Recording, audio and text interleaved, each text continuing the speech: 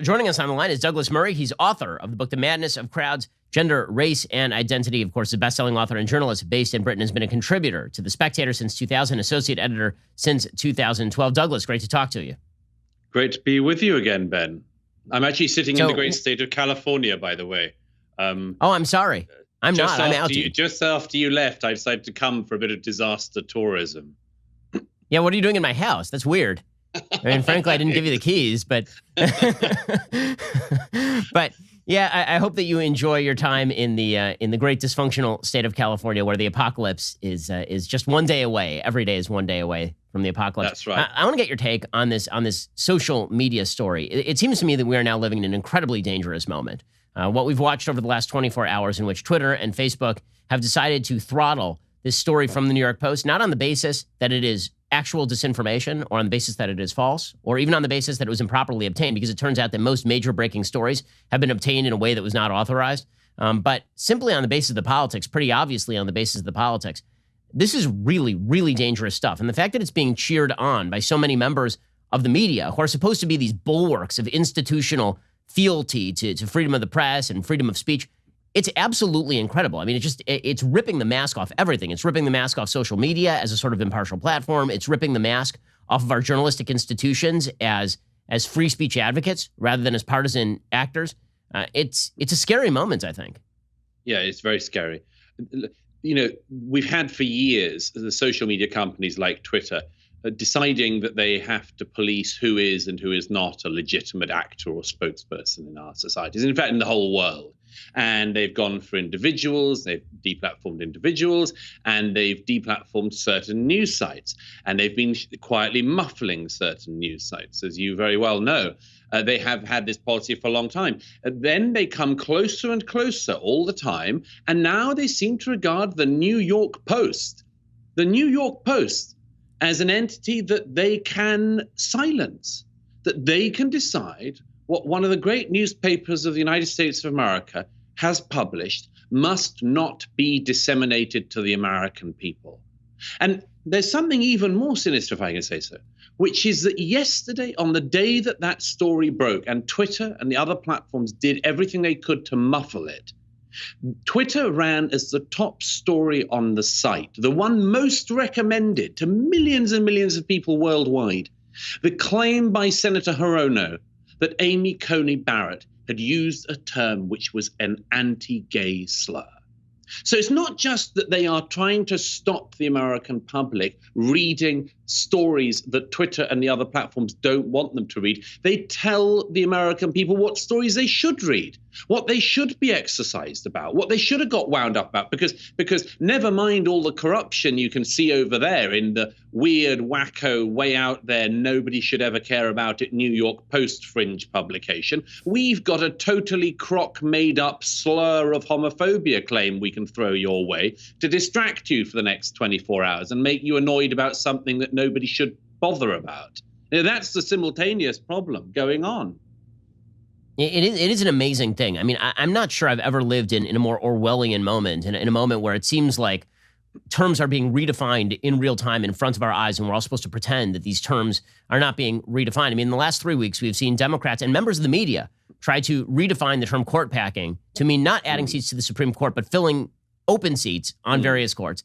They, as you mentioned, they tried to redefine the term sexual preference, which until 5 minutes ago was considered perfectly okay. Now that is a slur. It's a homophobic slur to say sexual preference as opposed to sexual orientation.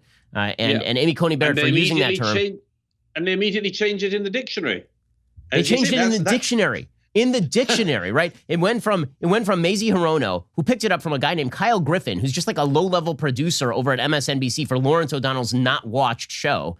And that gets picked up by Mazie Hirono, an idiot senator from Hawaii, and suddenly it's laundered all the way into the dictionary. You're seeing today the New York University Journalism School gave an award to the 1619 Project as one of the most important accomplishments of journalism of the last several decades. And that is a clearly false. The 1619 Project is a crock of crap, and it has been known to be a crock of crap. Yeah. In no way can you describe the 1619 Project as journalism. I mean, journalism is about uncovering facts and discovering stories. What exactly is it that the 1619 Project has discovered? What it is a PR job, a negative PR job, a PR hit job on the United States of America.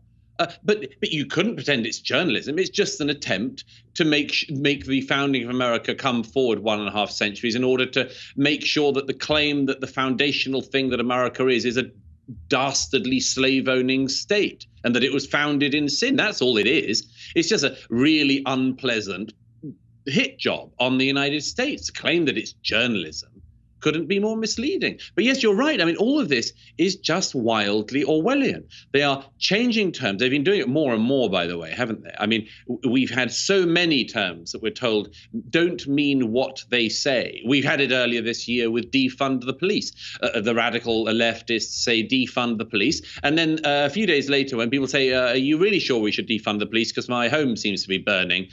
People say, oh, well, when we say defund the police, we don't actually mean defund the police. It's a sort of a special term that only people who studied hermeneutics at the University of Nowhere came up with yesterday, and it means something else than the words in question. That's the game they've been playing for all this time, but it's speeding up. It's speeding up, and the social media companies are the ones responsible for speeding it up. The rewriting in real time of terminology, the attempt to rewrite language, and the attempt to do so starting with sort of a core minority and then building it up via these platforms into a majority in favor of these changes, it's quite frightening. And it does demonstrate what you talk about in the madness of crowds, which is how quickly sort of these fringe theories can become incredibly mainstream. And then if you don't actually believe in the protection of individual rights, if you believe that just the crowd should rule, which seems to be the direction the Democratic Party in the United States is moving, which is away from protection of individual rights and toward sheer majority mob rule, then it really does endanger rights. I mean, Mike Lee, the senator from Utah, pointed out the other day that liberalism is actually a more important predicate than democracy. That protection of individual rights is more important than people simply voting. And people lost their minds on Twitter. How dare he say that democracy isn't the chief, core, first fundamental value? Well, the reality is that Palestinians democratically voted for Hamas, which is an actual terrorist group. It seems to me that if you're wishing to build a civilized country, liberalism has to be the precondition for democracy, not the other way around. And yet you're seeing overt attempts by members of our journalistic elite to reverse the process. There's an article in New York Times Magazine by Emily Bazelon today claiming that it's time to rethink America's commitment to free speech overall because too much disinformation is getting out there. And the true threat to America is disinformation, not authoritarian top-down control by the government. Yeah. This new one of disinformation. Disinformation is anything said by a conservative at this stage. Disinformation is well, again, the whole thing. You got 1619 Project is journalism. Real journalism is disinformation. Down is up, up is down. They're working very hard at this. They've been working at it for a long time. The problem is, as you say, the mask is falling off of it, and I just wonder how many of the American people are able still to be persuaded by these radical activists using big tech and much more to bolster their own political side. We'll see, of course. We'll see, won't we? My hope is that a larger proportion of the American public do see the sinister thing that's going on here, that when you rewrite words within days, when you just obviously partisanly campaign for political ideas that favor you and try to dampen those of your opponents, that at some point the public say, no, we see exactly what you're doing. That this isn't just something that a few people who follow this very closely pick up on, but that there's a wider sense in the public that, no, you're doing something that's going on that's fundamentally anti-democracy and actually anti-freedom, it's anti-individual liberty, it's all of those things. It's deeply sinister, deeply totalitarian, and has to stop. I wonder. Yeah, I wonder if that breaking point will ever come, especially given the fact that in order for people to even know what's going on, they actually have to have access to the information. That's why, to me, this very frightening moment with social media cracking down on dissemination of information, that's the most frightening thing. Because as long as the internet was there to allow you to distribute your material, or me to distribute my material, or Daily Wire to distribute its material, or the New York Post to distribute its material, there's at least a fair shot. But if we now live in a monopolistic situation in which the distributors of the material are bottlenecking this stuff so that you literally cannot access it. I mean, they prevented you from tweeting out a link to the New York Post. It's not like you can read it and then there's a counter, or they put a warning Yeah. on the story and allowed you to link it. They literally forbade you from linking the story. I wonder if the American people are even going to have the information necessary. Are we going to have a voice of America broadcast into America from Canada at this point? From Canada, what a falling off is there. No, it's possible. I think that one of the most revealing things out of all of this is that I grew up, probably like I assume like you, with a particular recognition about the importance of truth, which was that one truth could dispel 100 lies. And this is a long tradition in thought, as you know, and in the religious tradition, that it didn't really matter how much darkness there was. One ray of light could dispel it. One truth could dispel a million lies. It is an extraordinary discovery in our time that the social media companies and others seem also to recognize this. They can't allow an actual debate. They can't allow an actual exchange of ideas. They can't allow the free exchange of ideas. They are so terrified that one person even sharing a story, one person saying the thing that isn't lockstep in line with what Senator Hirono and a few other people have made up this morning, will actually somehow derail the whole country. So one of the points of optimism is they don't believe in the free exchange of ideas. They don't believe in truth. They don't believe in the power of truth to dispel lies. They're incredibly fearful of this whole thing. Maybe their fear is justified. Maybe it is the case that if people can break through and actually reveal what is going on, it will have an effect that reverberates very, very far and deep into these sinister organizations. When Douglas Murray is the author of The Madness of Crowds, Gender, Race, and Identity. The book is truly worth reading. You should go check it out right now. He's been a contributor to The Spectator since 2000, associate editor since 2012. So, Douglas, if this thing is going to break, I fear that it's going to break after the election, which is, bad news for Republicans. Right now, if you look at the American race, Trump is a bad repository for a lot of these feelings. This is what's been made clear, is that if you look at Americans' polling preferences on everything from policy to how they've been doing for the last 4 years, they're very positive on the policy, on how they've been doing for the last 4 years. But Trump has been unable to capture any of that in at least the polling data. So unless the polls are dramatically wrong, which theoretically could be possible, but you never want to operate on the assumption that the data you're seeing is wrong. That's operating in the absence of evidence. That means that Trump is a bad repository for those feelings. How do you think this election goes? I don't know. I've been traveling around the country for the last few weeks. I'm here till after the election. I think that it's an extraordinarily perilous moment for this country because, on the one hand, you can say, look, I agree with you. The polls seem to be very, very clear.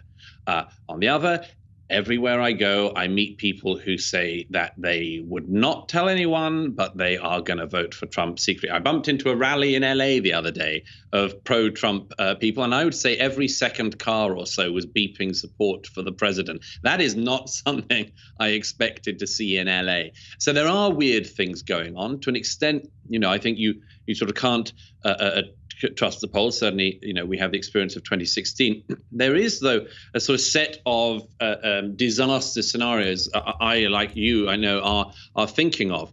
And my own view is that the Democrats, if they get in, is one disaster scenario. I think that BLM and a lot of the riotous sort of types will step back a bit. They'll feel like they've won for the time being. Long term, there's a massive problem coming for America. If Trump wins, I think those people are going to go bananas. I think that there's a very good likelihood of the contestation in multiple states on multiple grounds. In a way, I think the worst case scenario, I sort of catastrophized this out. The worst case scenario is what I think of as being the inverse of what happened at the Oscars the other year with Moonlight. You'll remember that this was the year when the incredibly dull movie La La Land was given the Best Picture Oscar.